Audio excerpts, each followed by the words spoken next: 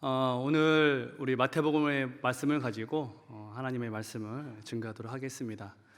우리 인류의 역사는 자유의 역사라고 해도 과언이 아니죠. 우리 인류사를 보다 보면요, 중요한 몇 가지 사건들이 있는데, 종교혁명, 프랑스 대혁명, 미국 독립혁명 등을 들 수 있죠. 이 모든 것들이 공통점은 무엇이었냐? 진리에 대한 자유, 인간의 보편적인 가치인 인권에 대한 자유를 부르짖었던 바로 인류사의 중요한 사건들이 바로 이런 것들이죠.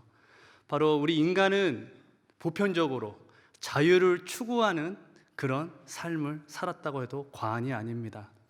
그런데 이런 보편적인 자유라는 개념을 자세히 보면요, 각자의 가지고 있는 주관적인 자유의 정의들이 있어요.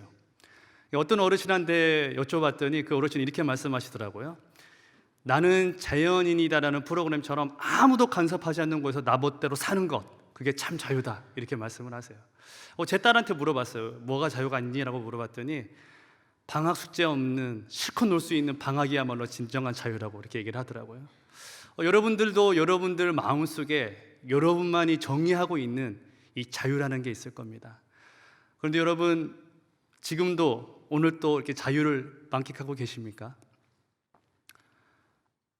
우리가 생각하는 차원의 자유와는 다른, 오직 메시아만이 줄 수 있는 자유를 제공하시는 분이 계세요. 그게 누구시냐면요, 바로 예수님입니다. 오늘 우리 본문에 보면요, 28절에 보면 이렇게 말을 하죠. 제가 읽겠습니다. 수고하고 무거운 짐진 자들아, 다 내게로 오라. 내가 너희를 쉬게 하리라. 오늘 예수님 이 말씀 너무나 우리가 잘 아는 말씀이죠. 수고하고 무거운 짐진 자들아, 다 내게로 오라. 내가 너희를 쉬게 하리라. 여러분, 오늘 또 우리는 이 예배 자리에 나와서 우리 주 예수님을 만나기 위해 이 자리에 앉아서 예배를 드립니다. 그렇다면 여러분, 오늘 이 예수님의 말씀처럼 여러분들이 예수님에게 오셨는데요, 진정으로 평안의 자유를 누리고 계십니까?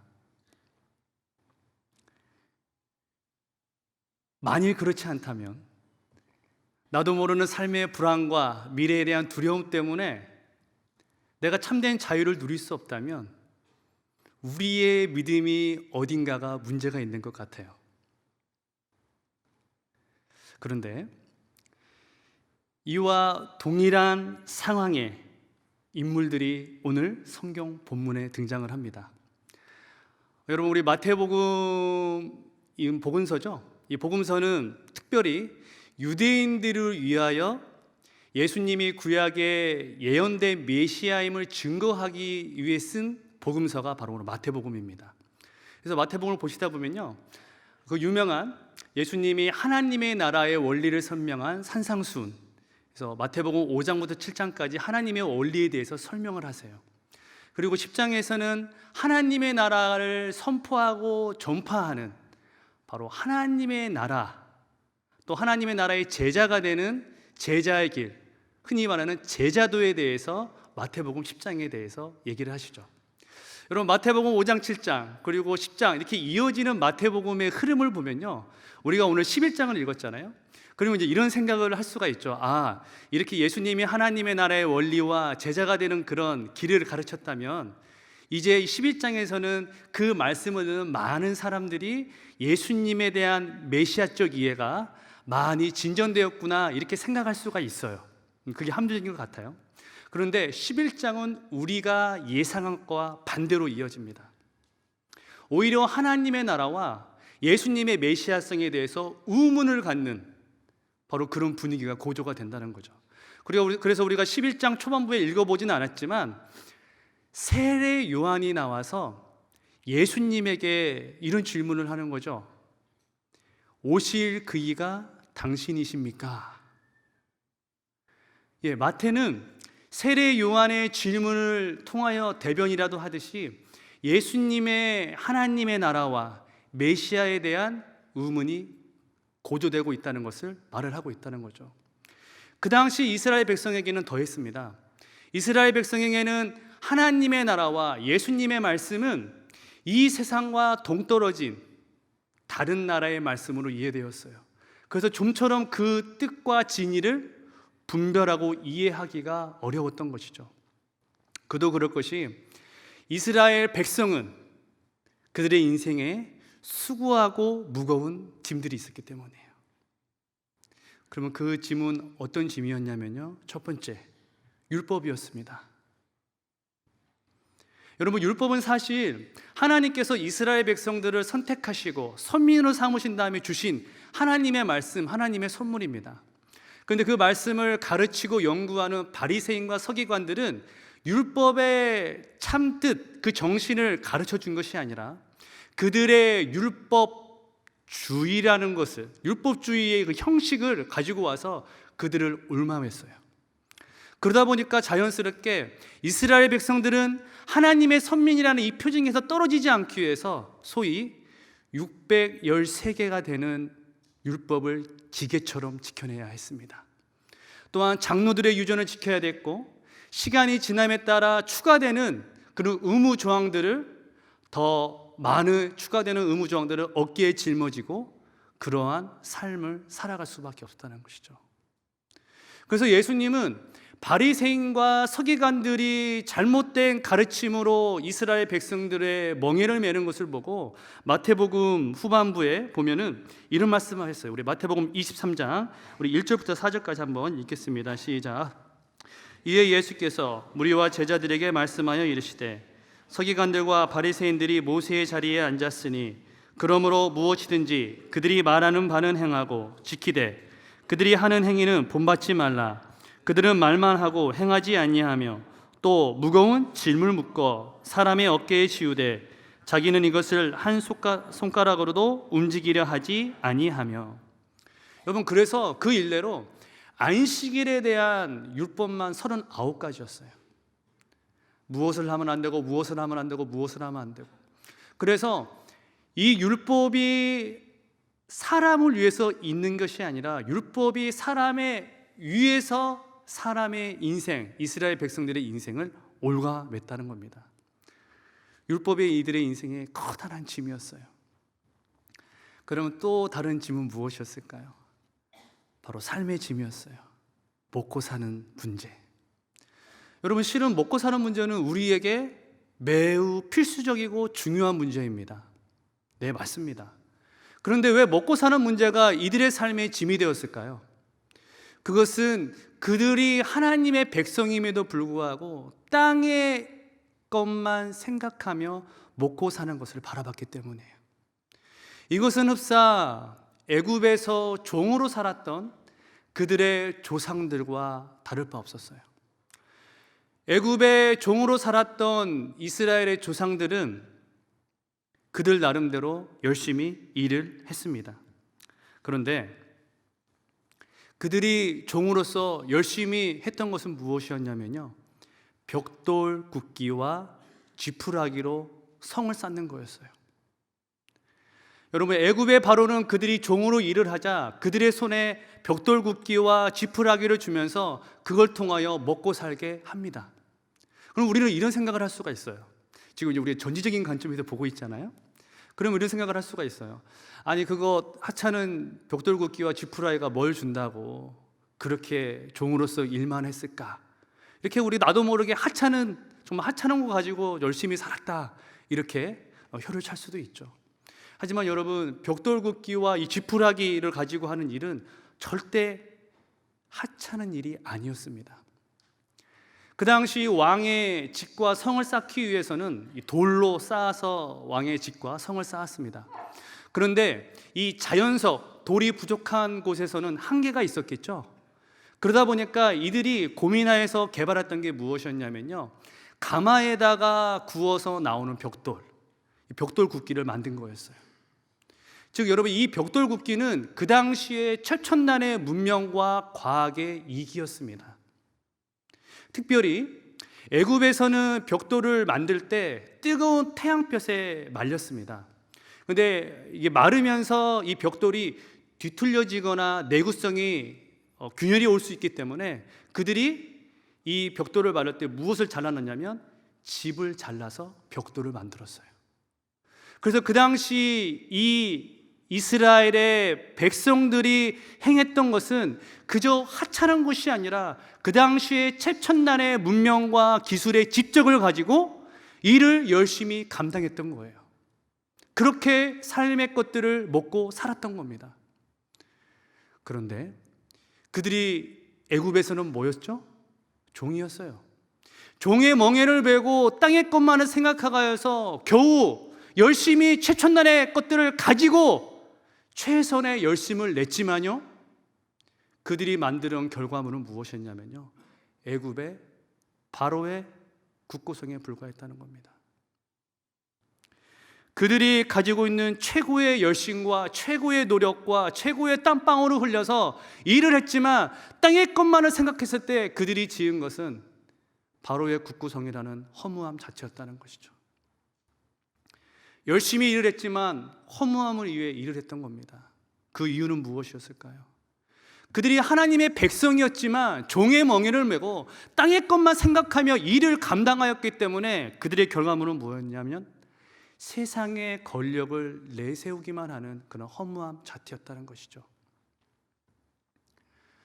그런데 문제는요, 우리가 이럴 수 있다는 거예요. 내가 교회에 나와서 열심히 예배드리고 열심히 팀 모임하고 열심히 주일 성수하며 봉사도 헌신음으로 감당을 하게 됩니다.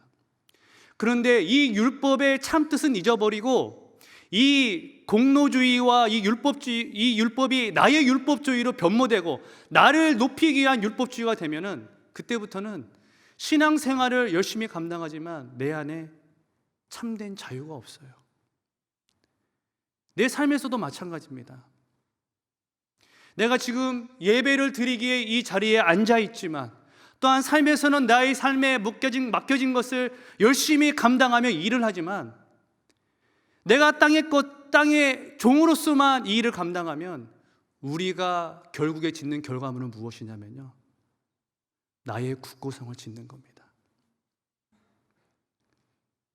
그래서 여러분, 다른 사람보다 내가 뛰어난 능력과 기술과 그 무엇이 있다 할지라도 하나님의 나라의 일을 생각하지 않냐고 종으로서 땅의 것만 생각하며 지어가는 결과물은 무엇이 되냐면요, 나의 국고성을 짓는 것밖에 안 된다는 거예요.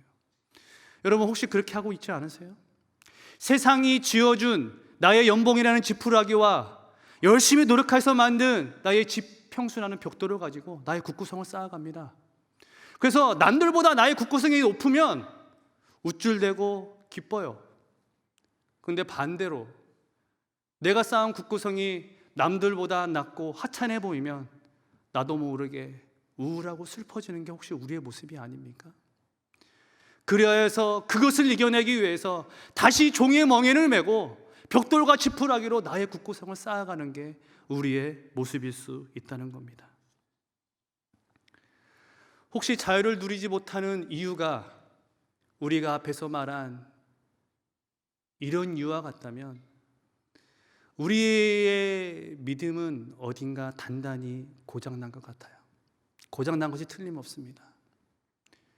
그렇다면 무엇 때문에 우리가 이런 참된 자유를 누리지 못하고 이러한 수고하고 무거운 짐을 여전히 짊어지고 있을까요?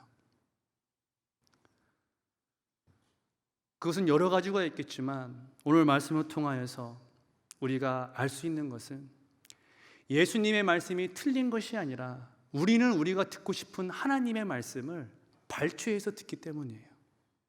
여러분, 우리가 이 28절 말씀을 너무나 잘 알고 있죠. 수고하고 무거운 짐진 자들아 다 내게로 오라. 저도 얼마나 좋아하는지 그냥 외우고 있어요, 이 단어를, 이 성경 구절을. 그런데 우리는 이 성경 구절 28절 내가 너희를 쉬게 하리라, 이 성경 구절만을 알고 있지 어떻게 해야 쉼을 얻는지 그 방법에 대해서 이야기한 29절 30절은 잘 모르는 경우가 있어요. 여러분, 우리 29절 30절 같이 한번 읽어보겠습니다. 읽습니다. 시작. 나는 마음이 온유하고 겸손하니 나의 멍에를 메고 내게 배우라. 그리하면 너희 마음이 쉼을 얻으리니 이는 내 멍에는 쉽고 내 짐은 가벼움이라 하시니라. 아멘. 여러분, 29절을 잘 보세요. 29절 하반절에 보면 이런 말이 써 있습니다. 너희 마음이 쉼을 얻는데요. 아까 28절에 내가 너희를 쉬게 하라고 말씀하셨죠. 29절 하반절에 보니까 너희의 마음이 쉼을 얻는데요. 근데 여기 보면 그리하면이란 말이 나와요. 그러면 그 앞에 무엇인가가 조건이 있는 거죠. 그럼 뭐라고 써 있습니까? 앞에 보니까 나의 무엇을 메고요? 멍에를 메고라고 나와 있어요. 나의 멍에를 맬 때 너희의 마음이 쉼을 얻을 수 있다는 거죠. 여러분 원문도 보면요, 뭐가 먼저 나오냐면 이렇게 나옵니다. 나의 멍에를 메라, 그리고 배우라, 이렇게 나와요. 원문의 순서에도. 그렇다면 내가 쉼을 얻는 그 조건이 무엇이었냐면요, 예수님의 멍에를 메는 거라는 거죠. 그렇다면 예수님의 멍에가 무엇이기에 우리에게 이 멍에를 메라고 이야기를 하고 있을까요? 또한 30절에도 보니까 내 멍에는 쉽다고 성경은 분명히 이야기를 하고 있다는 거죠. 여러분, 멍에로 번역된 쥐고스는 우리가 흔히 말하는 소의 어깨 위에 매는 그 마구를 얘기합니다. 그래서 일을 할 때 소 두 마리의 겨리 같은 걸로 이렇게 어깨를 이렇게 짊어지게 해서 어떠한 무거운 일을 할 때나 밭을 갈 때 쉽게 일을 나누어 가짐으로 일을 쉽게 하기 위해서 씌우는 게 바로 멍에입니다. 멍에. 그렇다면 여러분, 예수님이 어깨에 맸던 멍에는 뭘까요? 바로 십자가죠. 바로 예수님이 어깨에 맸던 나무로 된 멍에는 바로 십자가였습니다. 그런데요, 왜 예수님은 그렇다면 예수님의 멍에이 십자가를 맬 때 우리가 참된 자유를 얻을 수 있다고 우리에게 말씀을 했을까요? 우리 인간의 모든 수고와 애씀의 본질이 어디에 관련되어 있기 때문이냐면요, 우리의 죄와 관련됐기 때문이에요. 아담의 원죄 이후에 우리의 인간은 수고하고 땀 흘리지 아니하며 먹고 살 수 없었습니다. 그래서 우리가 먹고 사는 것에 대한 수고와 염려와 거기에 대한 걱정은 원죄 이후에 우리 인간이 필연적으로 겪게 된 삶의 짐으로 작용을 하였어요. 그리하여서 우리 인간이 이 죄의 문제를 해결하지 않는 이상 이 수고와 애씀에 대한 본질은 절대적으로 해결할 수 없었다는 것이죠. 그런데 여러분, 이 죄의 문제를 우리 인간이 해결할 수 있습니까? 아니요, 아무도 없습니다. 그런데 예수님은 우리에게 무슨 말씀을 하시냐? 너희가 나의 십자가의 멍에를 짊어질 때 이 수고와 애씀에서 자유할 수 있다고 분명히 우리에게 말을 하고 있다는 겁니다. 왜 그러냐면요, 이 멍에와 이 십자가는 오직 예수님만이 질 수 있는 메시아의 멍에이기 때문입니다. 여러분, 그래서 우리가 절대 잊지 말아야 되는 게 있습니다. 나는 매 순간 나의 삶을 살아갈 때 나의 멍에를, 예수님의 멍에를 메고 있는가, 이것을 확인을 해야 된다는 것입니다. 예수님은 십자가의 멍에를 나를 위해 짊어지심으로 나의 죄를 해결해 주셨어요. 그래서 우리의 수고의 본질을 깨트려 주셨어요. 또한 예수님은 무엇으로 오셨죠? 아까 율법이 짐이라고 말했는데 율법의 완성으로 오셨어요. 그래서 율법으로는 죽을 수밖에 없는 우리를 위하여서 십자가를 지심으로 우리를 죄의 저주에서 죄의 사슬을 깨트려 주신 분이 우리 예수님입니다. 그래서 여러분, 예수님의 멍에가 없이는 우리의 모든 수고와 애씀에 대한 염려는 절대 해결할 수 없음을 우리가 바로 알아야 된다는 거예요. 그런데 여러분, 우리가 신앙생활함에 있어서 오해하고 잘못 인식하는 게 있어요.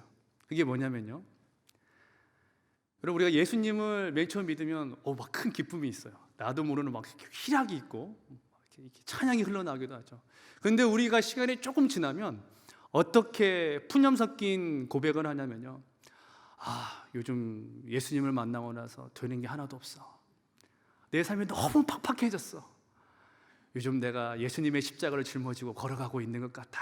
이런 푸념 섞인 이야기를 많이 하게 돼요. 그런데 여러분, 우리가 예수님의 멍에를 맬 때 비로소 눈뜨게 되는 게 있어요. 그것은 무엇이냐면요, 우리가 예수님의 십자가를 짊어지는 게 아닙니다.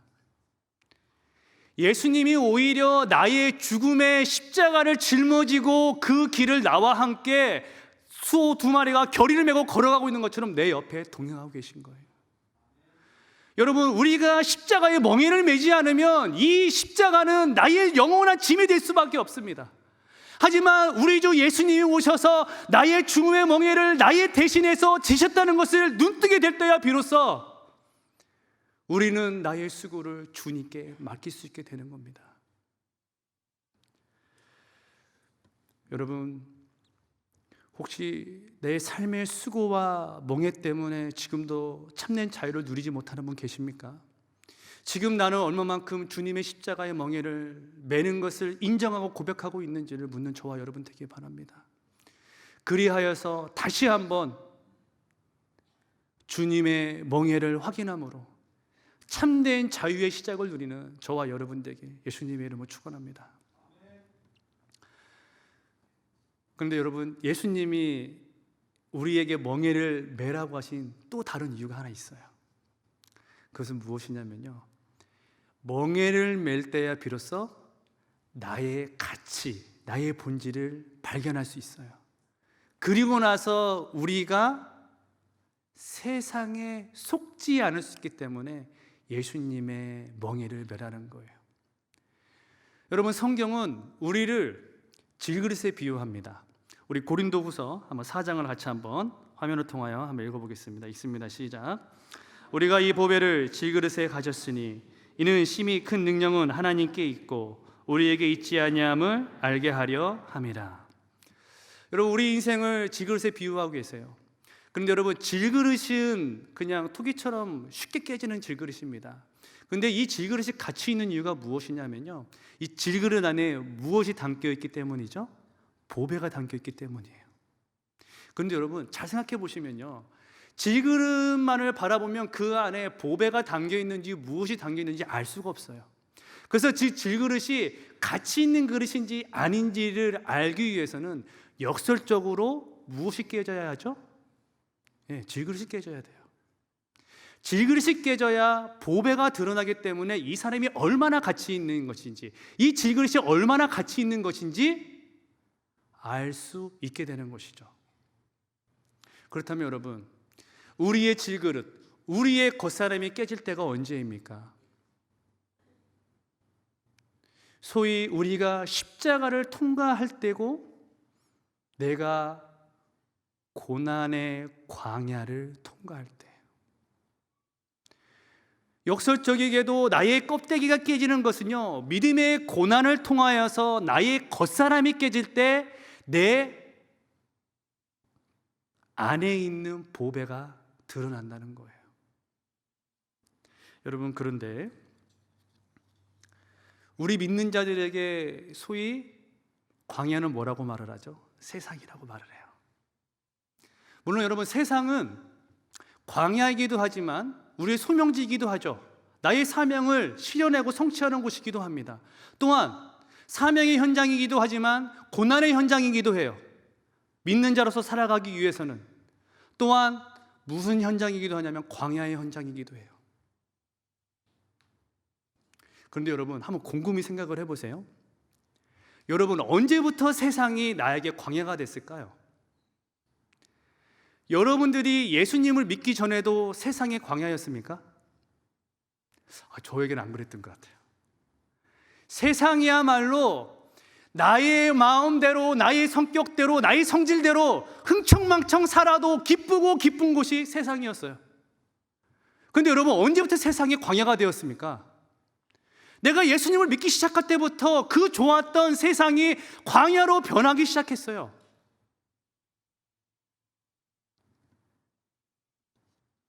언제부터 그렇게 시작됐냐면요, 내가 주님의 십자가의 멍에를 매기 시작할 때부터 세상이 광야로 변하기 시작했다는 겁니다.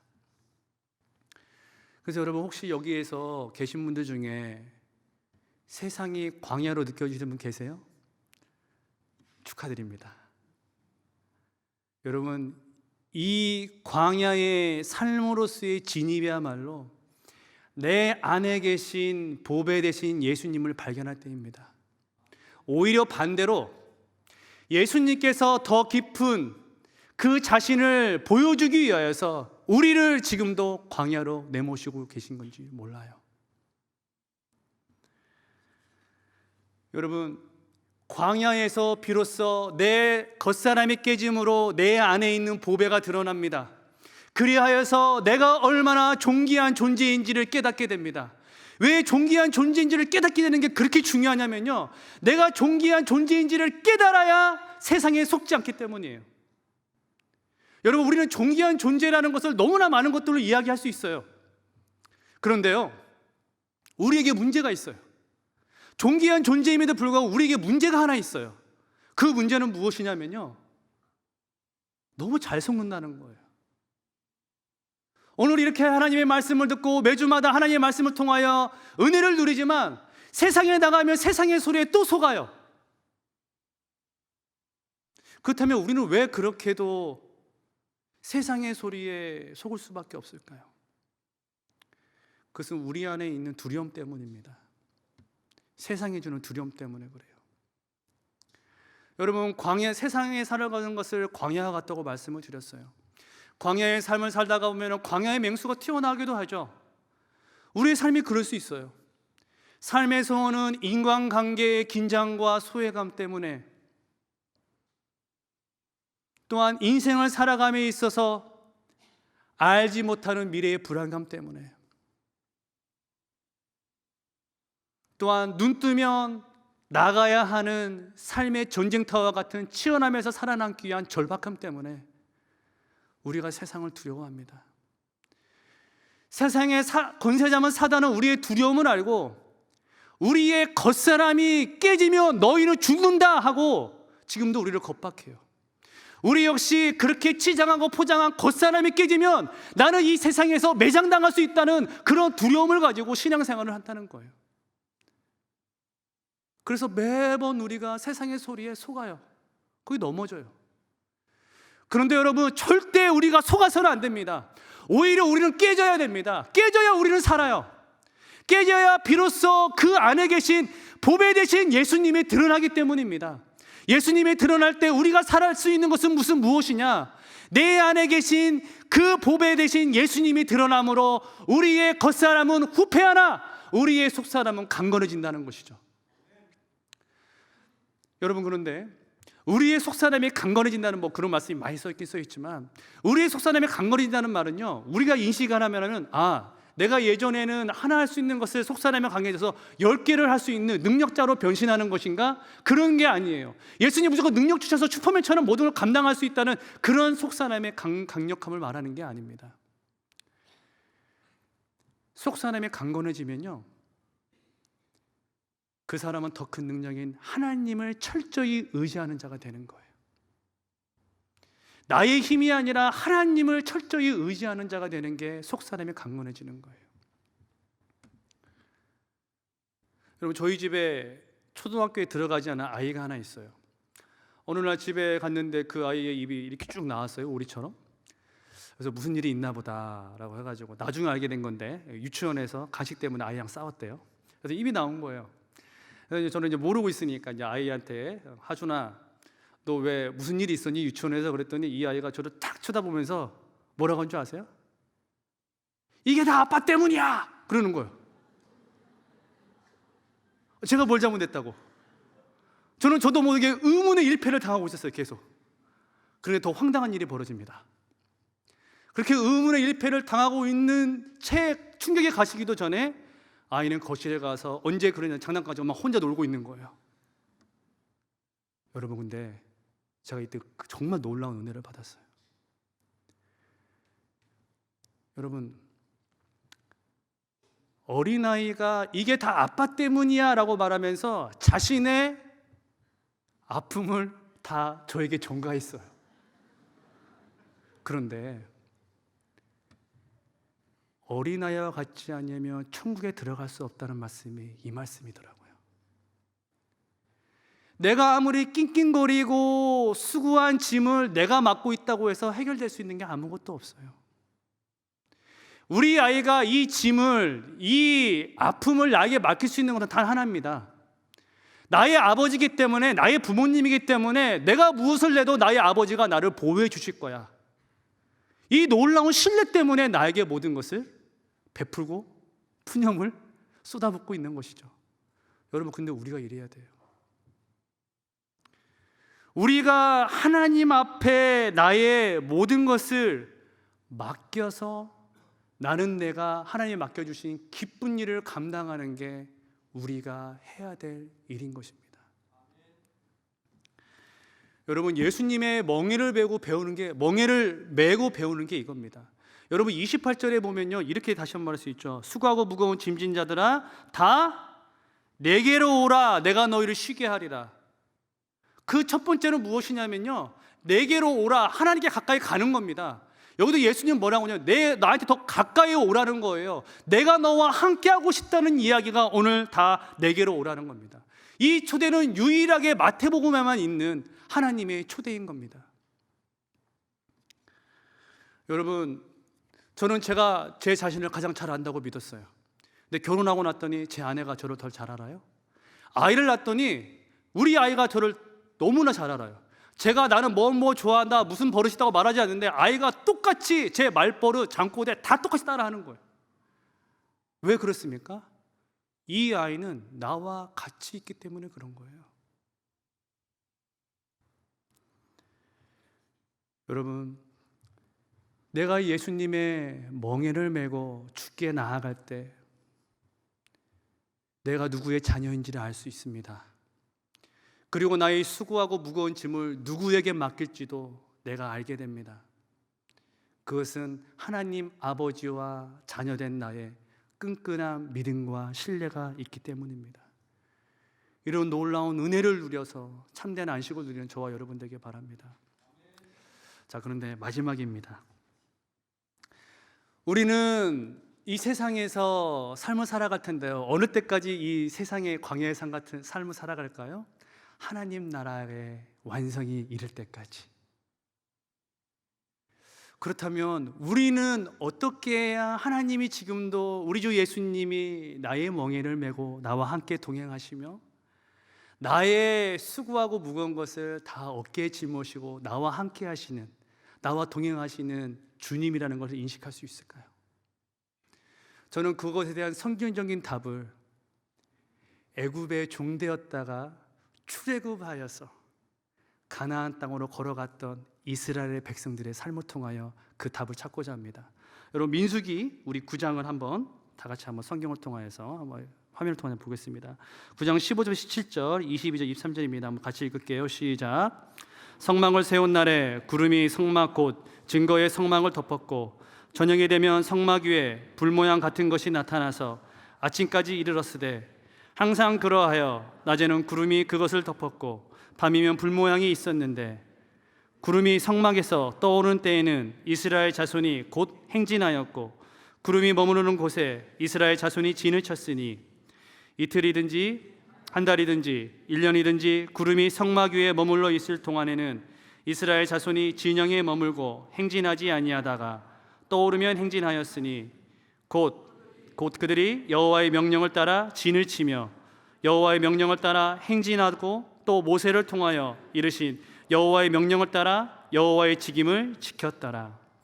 여러분, 광야에 살았던 이스라엘 백성들이 하나님의 약속하신 가나안 땅에 가기 위해서 순종한 게 있습니다. 그것은 무엇이었냐면요, 하나님을 상징하는 구름이 진영에 머물면 같이 멈추고 구름이 움직이면 그 구름을 따라서 모든 자들이 이동을 하였습니다. 그런데 진영이 이동을 할 때 반드시 빼먹지 말고 가지고 움직여야 되는 게 있었어요. 여러분, 연이어서 우리 민수기 4장 4절부터 5절 또 14절부터 15절까지 한번 보겠습니다. 시작. 고앗 자손이 회막 안에 지성물에 대하여 할 일은 이러하니라. 진영이 전진할 때 아론과 그의 아들들이 들어가서 칸 맞는 휘장을 걷어 증거계를 덮고 14절 봉사하는 데에 쓰는 모든 기구 곧 불 옮기는 그릇들과 고기 괄고리들과 부삽들과 대야들과 제단의 모든 기구를 두고 해달의 가죽 덮개를 그 위에 덮고 그 채를 꿰 것이며 진영을 떠날 때 아론과 그의 아들들이 성소와 성소의 모든 기구 덮는 일을 마치거든 고앗 자손들이 와서 맬 것이니라. 그러나 성문은 만지지 말라. 그들이 죽으리라. 회막 물건 중에서 이것들은 고앗 자손이 맬 것이요.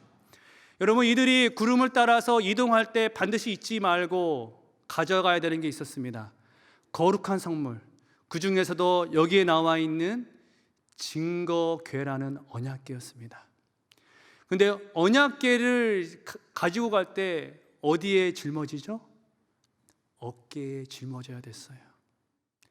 우리 예수님이 십자가의 멍에를 어깨에 짊어지셨듯이 우리의 어깨에 짊어져야 되는 것은 바로 하나님의 증거궤인 언약궤인 여호와의 말씀이었습니다. 여러분, 광야 같은 이 삶에서 진정한 자유를 누리고 싶다면 하나님의 말씀을 어깨에 매야 됩니다. 말씀에 구속이 있어야 우리가 진리 안에서 자유할 수 있습니다. 여러분, 지금도 우리 지구는 빠르게 자전하고 있죠. 근데 그럼에도 불구하고 여기서 아무도 우주 밖으로 튕겨나가는 분이 없어요. 그건 왜 그렇죠? 지구의 중력이 우리를 구속하기 때문이에요. 또한 뱃속에 있는 아기가 가장 자유롭게 삶을 영위하는 곳이 어디입니까? 엄마의 자궁입니다. 우리가 볼 때는 그 작은 신체 기관이 아이에게 장애가 될 수도 있다 생각할 수 있지만 오히려 구속된 자유를 통하여서 이 아이는 생명을 누리게 됩니다. 광야에서 믿는 자의 삶이 그렇습니다. 하나님의 말씀으로 구속함을 받으십시오. 그래야 광야 같은 삶에도 참된 자유를 누리는 저와 여러분 되길 바랍니다. 말씀을 마무리하겠습니다. 우리 예수님은 수고하고 무거운 짐진 자들아 다 내게로 오라, 참된 자유로 초대하고 계세요. 근데 그럼에도 불구하고 우리에게 참된 자유가 없다면 내가 진정 주님의 멍에를 메고 있는지 다시금 확인하시기 바랍니다. 종의 멍에를 맬 때 비로소 내 수고와 애씀의 본질을 보게 됩니다. 그래야 더 이상 땅의 종이 아니라 하나님의 나라의 백성으로 살아갈 수 있다는 것이죠. 또한 멍에를 맬 때 광야를 통과함으로 내 안에 계신 예수님이 드러나십니다. 그때 내가 얼마나 존귀한 존재인지를 깨달아 세상에 속지 않고 그리스도로 살아갈 수 있습니다. 이 광야 같은 삶에 하나님의 말씀에 언약궤를 매십시오. 그래야 이 삶 속에도 나와 동행하시는 여호와를 인식하고 자유를 누리기 위해서 말씀의 종으로 살아가는 그런 은혜가 함께하기 예수님의 이름으로 축원합니다. 우리 다 같이 말씀을 기억하면서 다 같이 일어나서 한번 찬양하도록 하겠습니다. 여러분, 우리가 이렇게 예배를 드리고 또 세상에 나갈 것입니다. 그럼 세상은 동일해요. 여전히 세상에 알 수 없는 미래의 불안과 관계의 긴장에서 오는 그 두려움으로 우리를 겁박할 겁니다. 여러분, 세상에 두려우십니까? 우리 주 예수님을 바라보십시오. 그때서야 주님이 오셔서 나의 무거운 짐을 건져낼 것입니다. 오늘 이 말씀을 기억하면서 다 같이 기도하는 마음으로 찬양하도록 하겠습니다. 두려운 마음 가진 자여, 간절한 마음으로 찬양합니다. 두려운 마음 가진 자여, 놀라지 말라. 주 너의 하나님, 주 너의 하나님, 강한 손으로 주 이름 구할 때 주님 구하시리.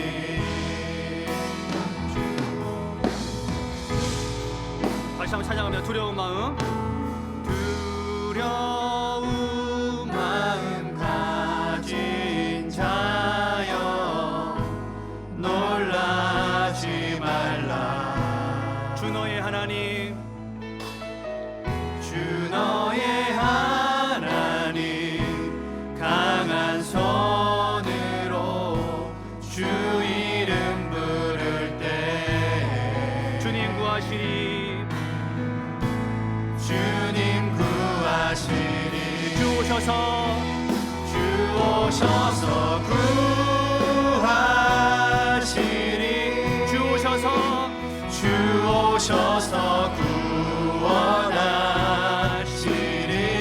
약한 자들에게 약한 자들에게 강한 능력으로 주 오셔서 구원하시리 다시 한번 두려운 마음 가진 자여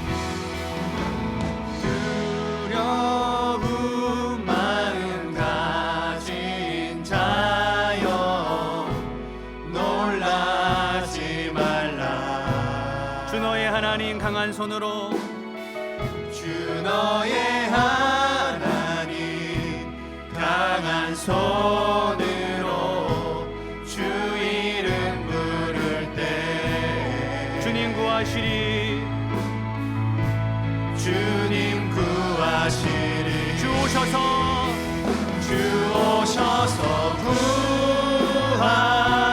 구하시리 주 오셔서 주 오셔서 구원하시리 약한 자들에게 약한 자들에게 강한 능력으로 주 오셔서 구원하시리 주 오셔서 주 오셔서 구하시리 주 오셔서 구원하시리 약한 자들에게 약한 자들에게 강한 능력으로 주 오셔서 구원하시리 주 오셔서 주 오셔서 구하시리 주 오셔서 구원하시리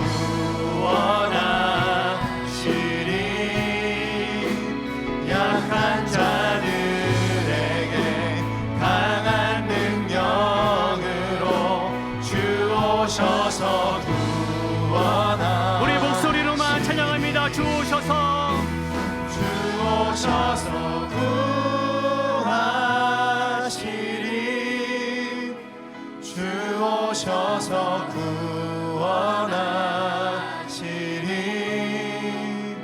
약한 자들에게 강한 능력으로 주 오셔서 구원하시리 다 같이 찬양합니다. 주 오셔서 주 오셔서 구하시리 주 오셔서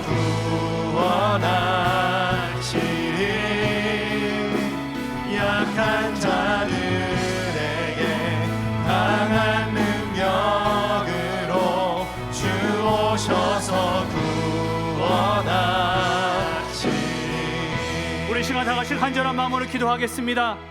하나님, 주님의 멍에를 뵐 때 우리가 참된 자유를 누릴 수 있음을 배웠습니다. 하지만 하나님, 세상은 여전히 우리를 겁박하고 내일 세상에 나가면 여전히 세상에 가지고 있는 권위와 권세를 가지고 우리를 우는 사자와 같이 달려들 것입니다. 하지만 주님의 십자가를 통하여 나의 죄가, 나의 모든 사망의 저주가 해결받았음을 믿고 따라가는 우리 믿음의 종들 되게 하여 주옵소서. 그리하여 두려운 마음 가진 자들, 낭망하는 자들, 슬픔에 당한 자들, 주께서 우리를 구원하시는 유일한 구주 되심을 우리가 믿음의 눈으로 보게 하여 주옵소서. 그리하기 위하여 내 어깨에 말씀의 멍에를 메고 광야의 길을 걸어갈 때 구름기둥과 불기둥으로 나와 동행하시는 여호와 하나님을 나의 영적인 눈으로 바라보고 그런 삶을 살아가게 해달라고 우리 다 같이 한번 주여 한번 외치고 다 같이 간절한 마음으로 기도하겠습니다. 주여.